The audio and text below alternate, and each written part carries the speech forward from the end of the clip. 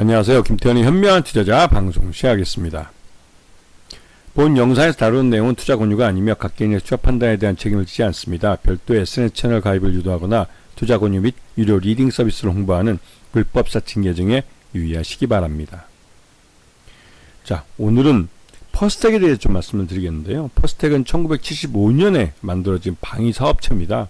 우리나라의 지금 자주국방을 이룩하는데 결정적인 역할을 하고 있는 무기들은, 즉 우리 군이 이제 자체적으로 개발을 한, 우리 민간 기업들이 자체적으로 개발한 이 무기들의 이 퍼스텍의 핵심 부품들이 들어가 있습니다. 이 유도무기 분야에서도 우리가 잘 알고 있는 현무, 이건 미사일, 탄도미사일이죠. 홍상어, 이건 이제 수직으로 발사되는 이 어뢰인데, 이런 분야에서도 이 유도무기 분야의 핵심적인 부품들을, 이 발사 통제 장치나 구동 장치, 유도 조정 장치 같은 핵심적인 장치들을 이 퍼스텍에서 만들었습니다. 두 번째, 지상무기 중에 K1 전차가 있었고 K2 흑표 전차가 있습니다. 여기는 이제 K2는 써있지 않지만 K2 흑표 전차를 개발할 때도 참여를 했고, K9 자주포는 당연하고요. K10 그 탄약 보급 전차, 그러니까 포탄을 공급해 주는 거죠. 그다음에 발칸포도 마찬가지고, 여기에 들어가는 대포병 레이더 같은 것들, 그리고 사격 통제 시스템, 구동장치, 전기장치주, 이런 것들 모두를 이 퍼스텍에서 개발을 해서 공급을 했습니다.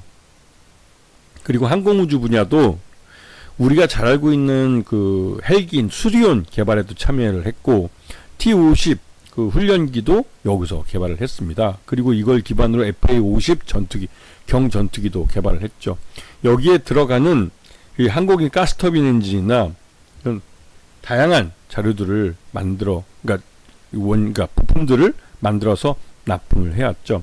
그만큼 이 퍼스텍은 우리나라 그 이런 방산의 역사 속에 아주 중요한 역할을 하는 그런 기업이기도 합니다. 그리고 최근에 들어선 LIG 넥스원과 함께 이 그 SAM 1차 그 작업에 이제 1차 프로젝트에 참여를 해서 여기에 이제 부품을 공급하게 됐죠. 그러면서 전반적으로 이러한 계약들이 2024년부터 2031년 한 5년 동안 한 6년, 7년 동안 장기간에 걸쳐서 이루어지는 계약들이 많습니다.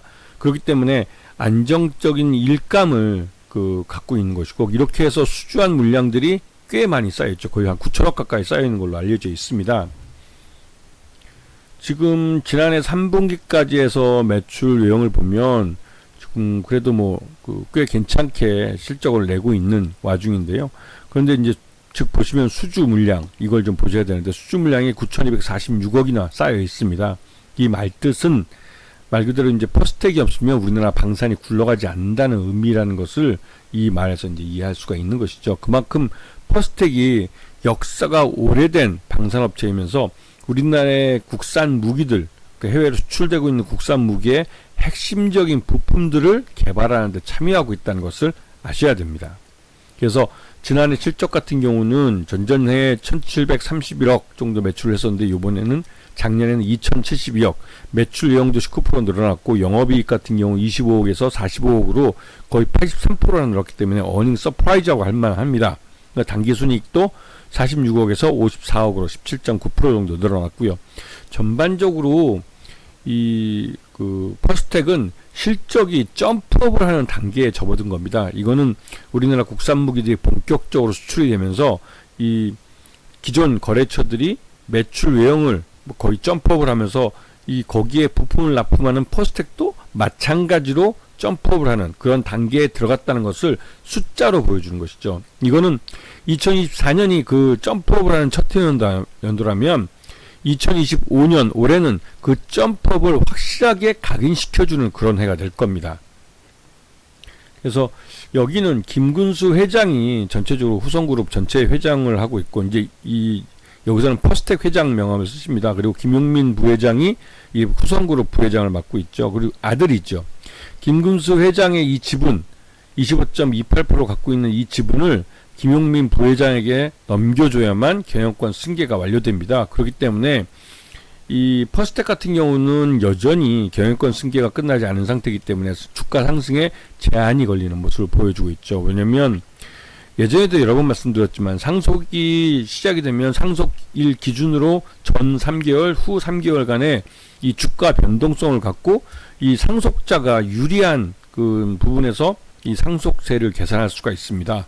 기준점을 그 상속 개시 시점으로부터 전 3개월, 후 3개월 이런 식으로 하고, 또 증여 같은 경우는 뭐 김근수 회장이 아무 때나 이제 증여를 선언할 수가 있죠. 그리고 선언을 하더라도 증여세를 내는 기준은 역시 마찬가지입니다. 그래서 이 납세자에게 일정 부분 좀 유리한 부분을 좀 주는 베네핏을 주는 것이죠. 근데 이러한 그 승계 부분이 아직 끝나지 않았기 때문에 이 퍼스텍 같은 경우는 주가가 상승되는 걸 곧바로 이제 발목을 잡는 역할을 해버리는 겁니다. 그렇기 때문에 퍼스텍은 그 회사가 갖고 있는 내재 가치보다도 훨씬 낮은 가치로 지금 평가되고 있는 것이죠. 그러다 보니 이 그 퍼스텍 같은 경우는 이 회사가 이제 성장성이나 이런 것들이 많다 할지라도 경영권 승계가 되지 않는 부분이 항상 주가의 발목을 잡고 있다고 해도 과언이 아닌 그런 상황이기도 합니다. 그 보시면 이제 김근수 회장이 굉장히 복잡하긴 한데요. 김근수 회장이 퍼스텍의 최대주주 명함을 갖고 계시고, 그래서 김근수 회장이 퍼스텍 회장 명함을 파고 다닙니다. 그리고 김용민 부회장은 한국내야나 후성홀딩스에서 후성의 부회장 명함을 파고 다니시고요. 그래서 이 김근수 회장의 지분, 퍼스텍 지분이 이 김용민 부회장에게 넘어가야만 이 후성그룹 전체의 경영권이 넘어가게 되는 것이죠. 그렇기 때문에 이 퍼스텍 같은 경우는 그 결정적인 역할을 하는 그런 주력 계열사이기 때문에 이 회사 주가가 오르면 어느샌가 또 매물이 좀 쏟아지면서 주가가 바로 이제 또 무너져 버리는 경우가 많습니다. 이게 이 말 그대로 퍼스텍의 경영권에 따라서 후성그룹 경영권까지 넘어가는 구조로 되어 있다 보니 말 그대로 이제 퍼스텍에 대한 이 김근수 회장의 보유 지분을 김용민 부회장한테 가장 저렴한 비용이 들 때 증여를 할 가능성이 높은 것이죠. 자, 지금 보시면 이 퍼스텍과 함께 최근 들어서 이제 유콘 시스템이라는 회사의 이름이 많이 나오는데요. 이 유콘 시스템을 쉽게 말하면 그 뭐랄까요, 이러한 그 수직 이착륙이나 이런 종목들, 이게 무인기들을 만드는 그런 회사라고 볼 수가 있습니다. 이 무인기 시스템을 기술을 갖고 있는 회사인데요. 이 유콘 시스템 때문에 이 드론 쪽 관련돼서 특히 이제 무기용 드론, 이 무기용 드론 쪽에 이 유콘 시스템 때문에 퍼스텍이 관련주로 이름을 많이 거론되고 있습니다. 실질적으로 유콘 쪽에서 이러한 그 무인 드론 쪽을 다 담당하고 있고, 이런 쪽이 무기 쪽에서 러우 전쟁 때 많이 사용된 걸 사람들이 이제 보게 됐죠. 그러면서 이 무인기 쪽으로 무기를, 그러니까 무인기들을 무기로 개발을 해서 이러한 무기들을 많이 보유하고 있어야만 향후 실제 전쟁이 났을 때나 이런 비상시에 이 군이 제대로 대처할 수 있다는 것을 요번에 러우 전쟁에서 명확하게 볼 수가 있었습니다. 왜냐면 군 인력 자원도 굉장히 부족하고 실제로 상대방을 공격하는 데 있어서 자신의 인력 피해가 없이 이런 무인기를 동원할 경우에는 좀 더 그 우리 쪽 그 피해 없이 적을 공격할 수 있다는 것을 너무나 명백하게 잘 보여준 겁니다. 그렇기 때문에 이 유콘 시스템 같은 경우는 국방 쪽에서 많이 사용되고 있고, 물론 이런 무인기 드론, 그 드론 쪽은 이 산업용이나 이런 쪽에서도 많이 사용됩니다. 농업 쪽에서도 많이 사용되고, 농약 뿌릴 때 이제 많이 사용되기도 하고, 배달용으로도 많이 사용되고. 근데 특히나 이 유콘 시스템은 모회사가 퍼스텍이다 보니 방산 쪽에도 특화되어 있고, 방산 쪽에 관련된 무인기 개발에서도 그 두각을 나타내고 있는 그런 회사이기도 합니다. 아직은 비상장이기 때문에 유콘 시스템이 상장을 하거나 IPO를 하겠다고 나서면 퍼스텍이 그 지분 가치에 대한 수혜를 받을 가치가 있는 것이죠. 자, 그래서 퍼스텍 같은 경우는 지난해 이제 실적 기준으로 봤을 때 적정 주가 한 3,000원 정도로 평가됩니다. 그래서 지금 현재 3,000원을 기준으로 등락을 계속 해왔는데요. 실질적으로 3,000원이 넘어갈 경우에는 곧바로 매물이 나오면서 곧바로 이제 다시 뒤로 밀리는 모습이 있고, 3,000원에서 좀 멀어지면, 낮아지면 곧바로 저가 매수가 나와서 바로 끌어올립니다. 그래서 3,000원대의 거의 평균적인 가격으로 거래됐었는데, 이게 올해 들어와서는 이 기존 이 3,500원 벽을 뚫고 올라가 버렸습니다. 이렇게 올라간 이유는 다른 무언가보다도 최근 들어서 이제 무인기를 군사용으로 사용하는 것들, 이런 것들이 영향을 미치고 있고, 실제로 이 퍼스텍의 주요 고객사들, 뭐 LIG 그 넥스원이나 또 현대, 로템 이런 데 같은 데가 무기를 많이 수출하다 보니 그 수출 무기에 들어가는 핵심적인 부품들을 포스텍이 만들어서 납품하고 있어서 포스텍의 실적이 확실히 좋아지는 쪽으로 가고 있다는 걸 보여주고 있는 것이죠. 이런 면에서 포스텍은 실적 대비해서 주가가 저평가 구간에 있는 건 맞는데, 이 지금처럼 주가가 오르다가 말고 다시 밀리는 이유는 다른 무엇보다도 경영권 승계에 대한 명확한 그 그림이 아직까지 안 나왔습니다. 이게 이제 아버지 회장에서 아들 부회장으로 경영권 승계가 넘어가기 위해서는 퍼스텍 지분이 넘어가야 되는데, 이 지분 승계에 대한 뉴스가 아직 명확한 그림이 공개되지 않고 있는 그런 상황이기도 하죠.